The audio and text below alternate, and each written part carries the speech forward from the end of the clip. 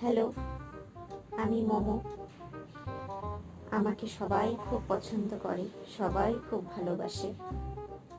আমার বাড়ি আগে পাহাড়ে ছিল, তো ওখান থেকে এখন আমি সমতল, সমুদ্র সব জায়গাতেই অ্যাভেলেবেল।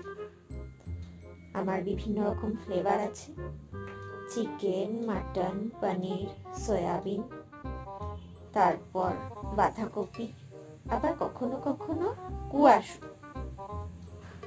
আমাকে সবাই বিভিন্ন রকমের চাটনির সাথে খেতে পছন্দ করে।